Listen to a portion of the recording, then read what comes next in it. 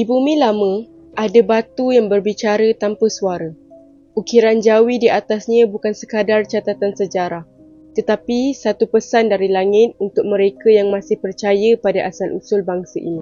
Tulisan ini bukan sekadar nama raja atau tarikh, tetapi mengandungi kalimah suci yang menyebut Allah dan Rasulnya, menandakan Islam telah sampai ke tanah Melayu jauh sebelum sejarah moden mencatatkannya. Batu ini ditemui di pedalaman Kedah, bukan di muzium tapi di tanah yang dipelihara penduduk kampung. Mereka percaya ada sebab mengapa batu ini tidak mahu diangkat keluar dari bumi asalnya. Penemuan ini tidak diumumkan kepada dunia. Batu bersurat itu dijumpai oleh penduduk kampung ketika menggali tanah untuk membina surau. Sejak hari itu, kawasan itu menjadi sunyi seolah dijaga sesuatu yang tidak dapat dilihat. Sebahagian huruf diukir halus, tapi lain daripada tulisan Jawi biasa.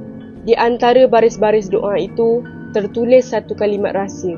Bumi ini dijaga oleh mereka yang tidak terlihat, seolah batu itu memberi amaran bahawa tanah ini punya roh dan sejarah yang tidak boleh diganggu.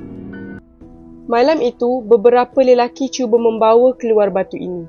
Lori mereka tidak sempat jauh, tayar mereka pecah, enjin mati. Ketika subuh menjelang, batu ini ditemui semula di tempat asal, seolah ada tangan gaib yang memulangkannya.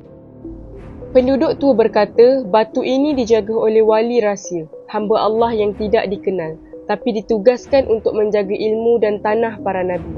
Hanya orang yang bersih hatinya dapat berdiri dekat batu ini tanpa merasa gentar. Penduduk kampung mendapati batu ini hilang suatu pagi. Tapak asalnya kosong, hanya tinggal kesan embun dan tanah lembap. 3 hari kemudian, batu itu muncul semula di tepi sungai, seolah dibawa arus yang tidak kelihatan. Antara tulisan Jawi yang jelas, terdapat simbol yang masih belum diterjemah, bentuk bintang, matahari dan kod geometri halus. Ada yang percaya ia mewakili peta langit, isyarat tentang masa dan penjaga dari alam atas.